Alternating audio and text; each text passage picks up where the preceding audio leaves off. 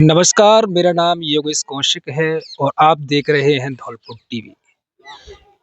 इस वक्त हम ऐसी धरा पर बैठे हैं जिसका ऐतिहासिक, पौराणिक और आध्यात्मिक दृष्टि से बड़ा ही महत्व है।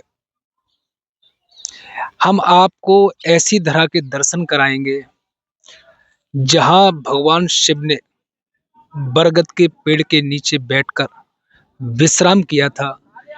जभी से इस धरा का नाम बटेश्वर पड़ा।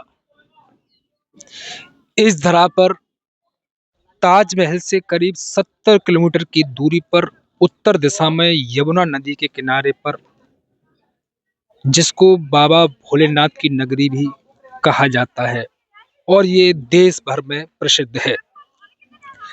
बाबा बटेश्वर नाथ धाम से सैकड़ों कहानियां जुड़ी हुई हैं। इस प्राचीन मंदिर में भगवान शिव को मूंछों और बड़ी आंखों के साथ दिखाया गया है। यहाँ शिव और पार्वती सेठ सेठानी की मुद्रा में बैठे हैं। शिव की इस मूर्ति की दुनिया भर में इकलौती माना जाता है। शिव को समर्पित इस विशाल मंदिर की दीवारों पर ऊंची गुंबददार छत है तथा इसका गर्भगृह रंगीन चित्रों से सुसज्जित है। इस मंदिर में 1000 मिट्टी के दीपकों का स्तंभ है, जिसे सहस्त्र दीपक स्तंभ कहा जाता है। बटेश्वर को 101 शिव मंदिरों की श्रृंखला के लिए भी पूरे देश भर में जाना जाता है। कहा जाता है कि नागर शैली के इन खूबसूरत शिव मंदिरों का निर्माण भलावर के राजघराने ने कराया था। इस शिव मंदिर की मान्यता दूर दूर तक है। यहाँ लोग घंटा चढ़ाकर मनौती मांगते हैं। यहाँ लोग 50 ग्राम से लेकर 5 क्विंटल तक के घंटे चढ़ा चुके हैं। बताया जाता है कि यहाँ कार्तिक शुक्ल पक्ष की द्वितीया को प्रत्येक वर्ष बड़ा मेला लगता है, जिसका मुख्य आकर्षण पशु मेला होता है, जिसका व्यापार लाखों रुपए का होता है। कहा जाता है कि भगवान श्री कृष्ण के पितामह राजा सूरसेन की राजधानी थी। महाभारत काल के दौरान वासुदेव की बारात भी बटेश्वर से मथुरा गई थी। जब जरासंध ने मथुरा पर आक्रमण किया तो यह स्थान भी नष्ट भ्रष्ट हो गया था। कहा यह भी जाता है कि कंस का मृत शरीर बहते हुए बटेश्वर में आकर कंस किनारा नामक स्थान पर ठहर गया था, जिसे आज भी कंस किनारा कहा जाता है। एक बात और है कि यहाँ 22वें तीर्थ जैन तीर्थकर भगवान नेमिनाथ की जन्मस्थली भी है। जैन परंपराओं के अनुसार मुनि गर्भ कल्याणक तथा जन्म कल्याणक का निर्माण इसी स्थान पर हुआ था। नाथ जी का मंदिर है, बहुत प्रचलित है। यहाँ के आसपास के लोगों की बहुत आस्था है बाबा बटेश्वर नाथ जी पे। और यहाँ यमुना मैया जी का जो प्रवाह है वो यहाँ से बताया जाता है कि उल्टा हो रहा है, मतलब वापस लौट के जा रही हैं। और काफ़ी दूर दूर से लोग यहाँ पे आते हैं। अब तो साधन संपन्न होने की वजह से हमेशा थोड़ा सा यहाँ पे लोगों का तांता लगा रहता है।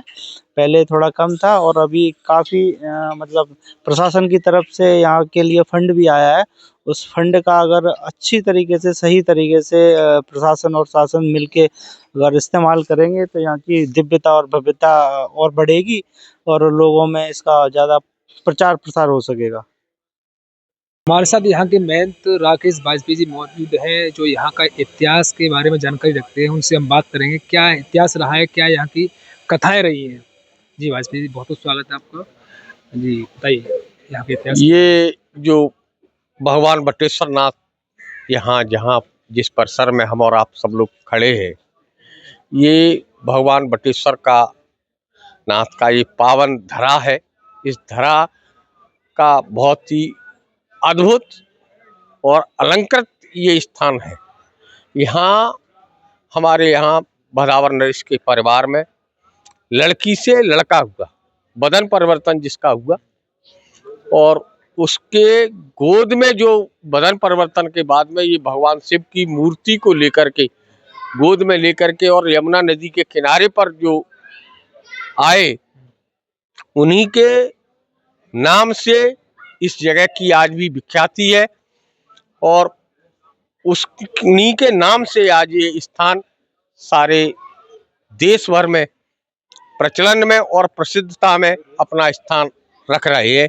और जो भगवान शिव की जो अंदर मंदिर में मूर्ति विराजमान है, उसी मूर्ति को लेकर के हमारे भदावर परिवार के नरेश जी उस समय नदी के बाहर आए यमुना मैया के, और जो शिवलिंग जहाँ रखा है उसी स्थान पर फिर उनके वंशजों ने वहाँ ये मंदिरों की स्थापना की और 101 भगवान शिव के मंदिरों का यहाँ ये निर्माण कराया। और यमुना मैया के किनारे किनारे पूरे मंदिरों पर श्रृंखला बनवाई गई और घाटों का निर्माण हुआ, जहाँ लोग आ जाके स्नान कर सकें यमुना मैया में और भगवान शिव के दर्शन कर सकें।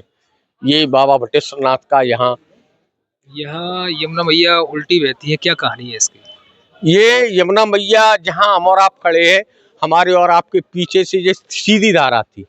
जब उन्होंने बदन परिवर्तन कर दिया और लड़की से लड़का हो गया, तो उन्होंने उल्टा कर दिया ना भगवान ने। तो फिर उन्हीं की प्रेरणा मार के, उनका आदेश मान करके उन्होंने 101 मंदिरों का निर्माण करा के यमुना मैया की जो धारा थी उसका प्रवाह मोड़ दिया और ये 11 किलोमीटर उल्टा परिक्रमा लगाने के बाद पुनः सीधी हो रही है। ये भदावर नरेश के वंशजों ने उस जमाने में किया था। कुछ किंवदंतियां चलती है कि जो शंकर भगवान की पिंडी है उसको चावल से ढका जाता है, इसके बारे में थोड़ी जानकारी दीजिए। देखिए, हमारे यहाँ आज भी जो भदावर महाराज जी है, राजा हरिदमन सिंह जी, वो प्रत्येक दौज को, कार्तिक मास की जो दौज आती है और अगहन मास जो लगता है उसकी दौज को यहाँ को श्रद्धा पूर्वक आकर के इनका अभिषेक करते हैं पंचामृत से, और पूरा रुद्राभिषेक करने के उपरांत भगवान शिव को चावलों से ढकते हैं। और बाकी हमारे यहाँ जो बहुत लोग आए जो 5-5 कुंटल लेकर के चावल आए अपने साथ, उन्होंने वो शिवलिंग ढक नहीं पाया, लेकिन वो 1 कुंटल चावल लाते हैं, उसी 1 कुंटल से ही ये भगवान शिव स्वतः ही ढक जाते हैं। ऐसी आज भी हमारे यहाँ परंपरा चली आ रही है। यहाँ शिव पार्वती को सेठ सेठानी के रूप में दर्शाया गया है, इसकी कहानी क्या है महाराज? देखिए, जो भगवान शंकर और माता पार्वती यहाँ एक आसन पे विराजमान है और भगवान शिव की जो मूर्ति यहाँ है, बाकी आपको कहीं भी भगवान शिव की जो भी मूर्तियाँ हैं, भले ही वे मूर्ति रूप में जगह हो, शिवलिंग लिंग के रूप में नहीं, मूर्ति के रूप में जहाँ विराजमान हो रही हैं, वहाँ किसी भी मूर्ति के मूंछ नहीं होगी। लेकिन यहाँ जो भगवान शंकर है ना, वो मूंछ वाले हैं। क्यों? कि उसने परंपरा को ही पलट दिया। जो विधाता का किया हुआ था, उस विधाता के लिखे हुए ब्रह्मा जी के विधान को भी पलट दिया। तो वो भगवान शिव की एक कृपा है। तो उन्होंने जो भी अपने यहाँ भारतीय समाज में जो भी उत्कृष्ट कार्य करते हैं ना, तो वो अपनी मूंछों पे हाथ घुमाते हैं। कहने से कह सकते हैं कि पूरे देश में एक ही ऐसी भगवान शिव की मूर्ति है जो मूंछों के साथ है। यहाँ पूर्व प्रधानमंत्री स्वर्गीय अटल बिहारी वाजपेयी जी की जन्मस्थली है, क्या कहेंगे? देखिए, ये बहुत ही पावन धरा है, जहाँ पूर्व प्रधानमंत्री माननीय श्री अटल बिहारी वाजपेयी जी का ये पैतृक स्थल रहा है और इसी धरा से यहीं पढ़े, 5वीं क्लास तक यहीं बड़े हुए और इसके बाद में वो ग्वालियर गए और ग्वालियर से फिर आगे की जो यात्रा थी उनकी पूर्व प्रधानमंत्री जी की, वो शुरू हुई। प्रधानमंत्री बनने के बाद भी कभी यहाँ आते जाते रहे? प्रधानमंत्री बनने के बाद वो यहाँ 3 बार आए और आने के उपरांत उन्होंने यहाँ भगवान शिव के दर्शन किए, उनसे कहा और जो भी उन्होंने कहा, इस भूमि का ही ये प्रताप है, पुण्य है कि मैं इस धरा में जन्मा और इस आज देश के ऊपर अपनी सरकार को मैं चला रहा हूँ। ये पावन धरा है और उस धरा पे जो भी मेरा है, उन्होंने कहा था यहाँ जहाँ भाषण दे रहे थे कि ये मेरा नहीं, ये भगवान बटेश्वर नाथ का सौभाग्य है जिनके आशीर्वाद से मुझे ये आज पद प्राप्त हुआ है।